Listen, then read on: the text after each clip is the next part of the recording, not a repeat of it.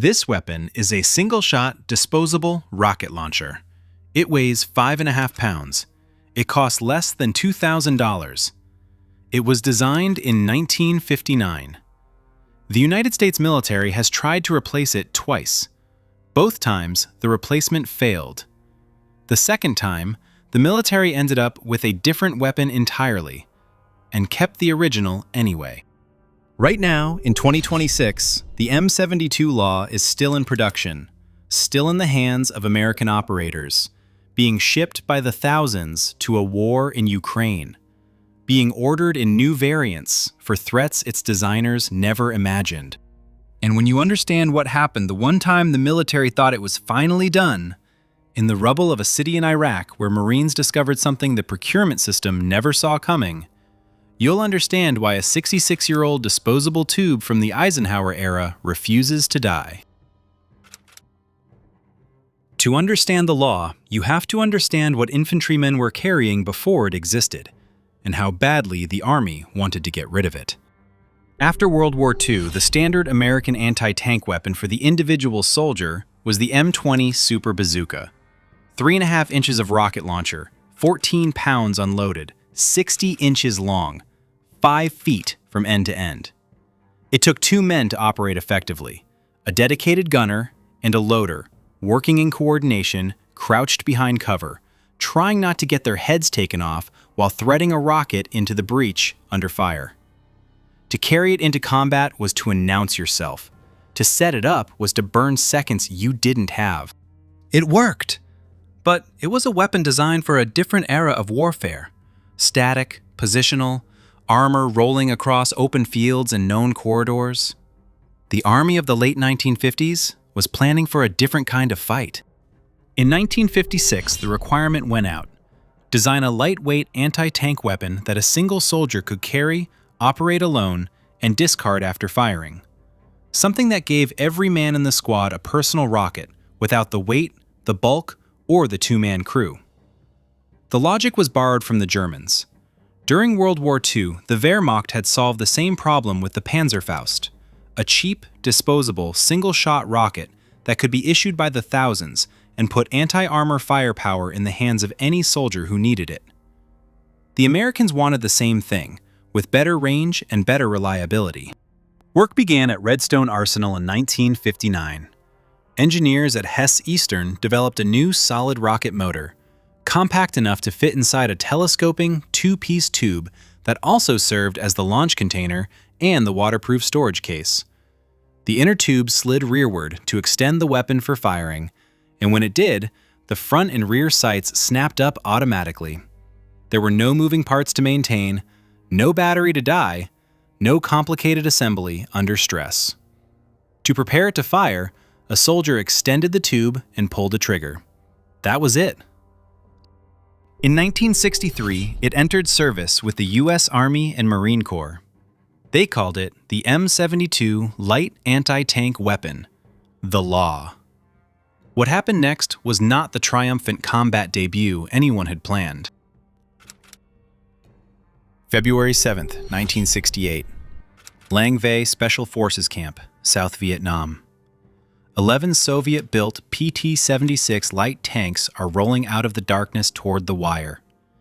The 12 Americans and several hundred Montagnard fighters inside the camp had 100 M72 LAWs between them. It should have been enough. A tank hit squarely by a rocket round from a 66mm heat warhead at close range was a kill. On paper. What followed was a nightmare. The rockets misfired. They launched and failed to detonate. Some exploded in flight short of the target, sometimes injuring the men who fired them. Some tubes couldn't be armed at all.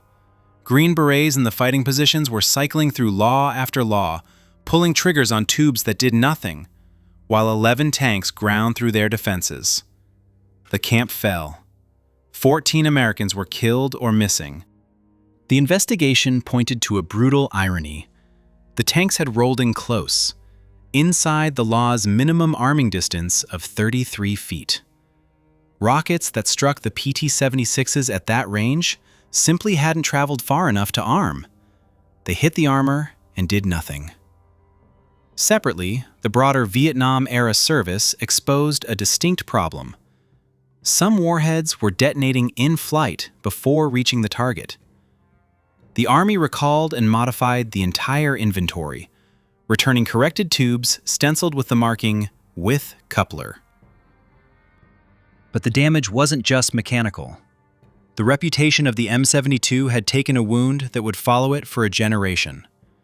Soldiers who had watched the weapon fail them at the worst possible moment didn't forget. The institutional memory of Lang Vei lived in after-action reports and mess hall conversations for years. The law became the rocket that couldn't stop tanks. What that reputation missed was the other story. The one happening every day in the jungles and streets and fortified villages of Vietnam that never made it into the official narrative of a single catastrophic night. Because in every other kind of target the law was asked to engage, it was devastating. Bunkers, fortified fighting positions, concrete walls, machine gun nests dug into hillsides, trench lines with timber overhead cover. The 66mm heat round didn't need to kill a main battle tank to be lethal. It needed to be pointed at something solid and fired. Marines credited it with neutralizing Viet Cong mortar pits and machine gun emplacements that could not be flanked. During the 1968 Battle of Wei, urban fighting in a city of temples and thick walls, the law went through structures that stopped rifle fire cold. The Army looked at that record and drew two conclusions simultaneously. The first was that the M72 needed to be improved against armor.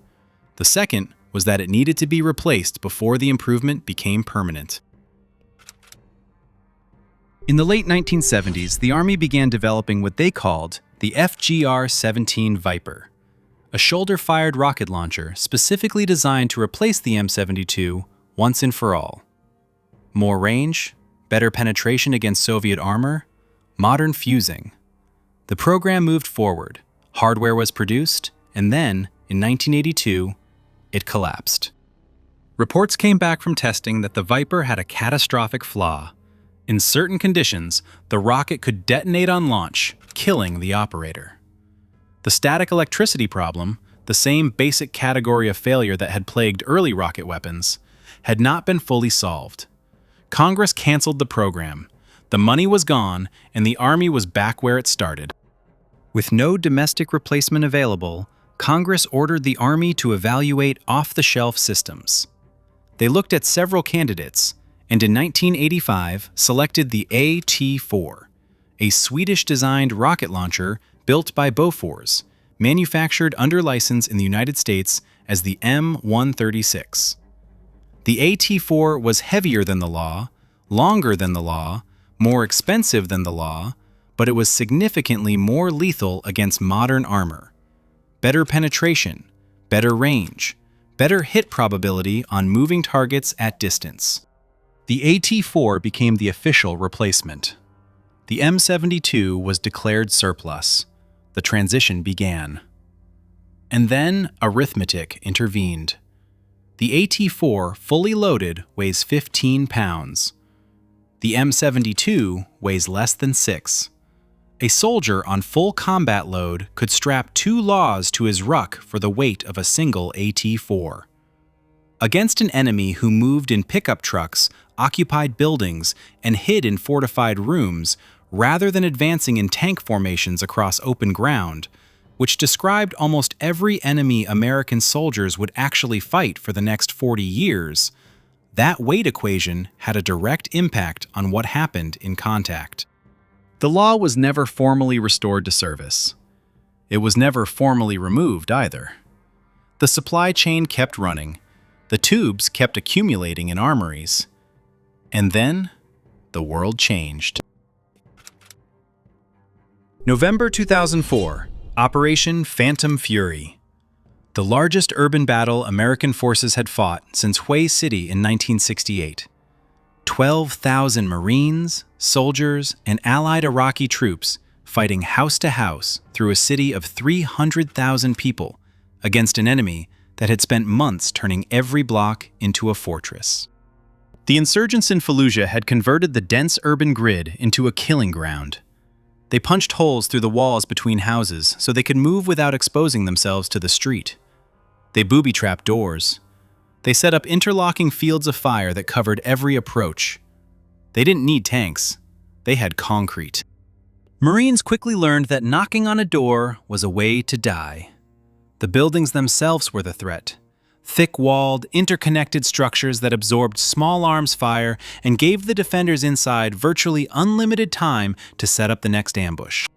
The solution was to go through the walls. Not the doors, the walls. The AT-4 could do it, but the AT-4 weighed 15 pounds, and a Marine doing 12-hour rotations through house-to-house fighting in full kit couldn't carry unlimited weight. Every pound that went to breaching was a pound that didn't go to rifle ammunition, water, or medical gear.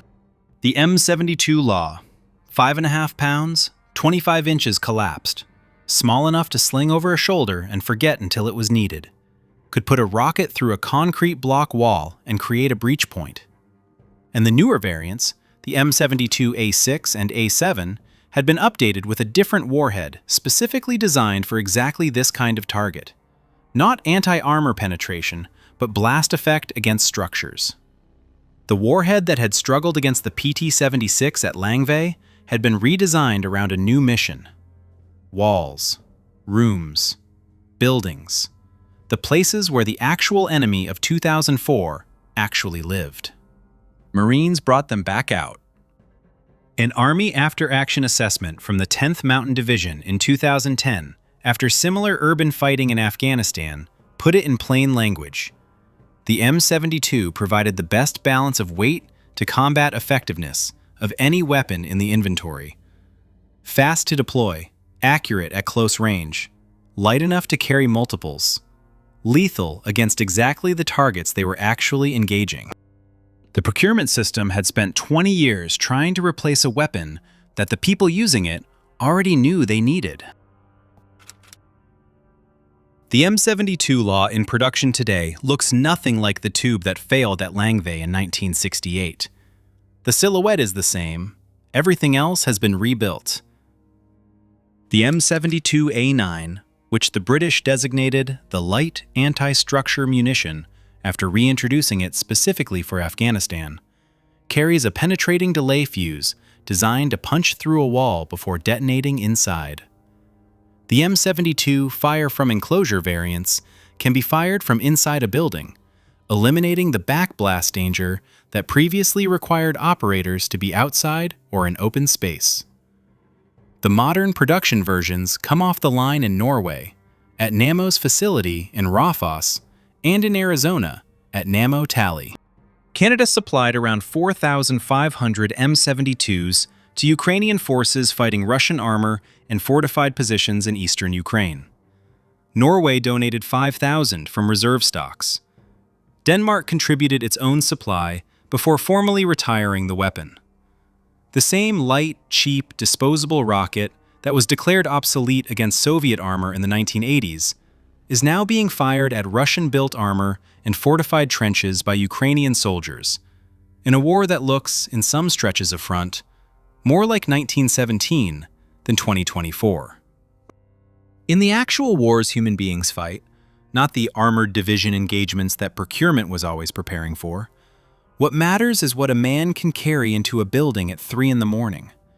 A weapon he can set up in seconds and fire alone is worth more than a heavier system left in the armory, because nobody could carry both. The law is a fraction of the cost of a Javelin missile. Both have their place, but when a Marine needs to breach a wall in a building full of people who want to kill him, and he needs to do it right now, in the dark, with whatever is on his body, the answer was never the Javelin. It was the 5.5-pound tube he picked up at the armory that morning and forgot about until he needed it. There is a category of weapons that military bureaucracies are always trying to replace.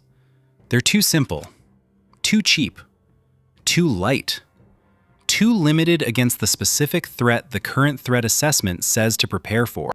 And then a war starts, and the men who have to fight it reach for the thing that works in the situation they're actually in, not the one on the chart. The M72 LAW has outlasted 2 dedicated replacement programs. declared obsolete, surplus, and redundant, then pulled out of storage, reintroduced, upgraded, and shipped to active combat zones in 3 different decades. The engineers at Redstone Arsenal in 1959 asked a simple question: how do you give every soldier in the squad a rocket he can actually carry? They answered it with a telescoping fiberglass tube and 5.5 pounds of rocket science.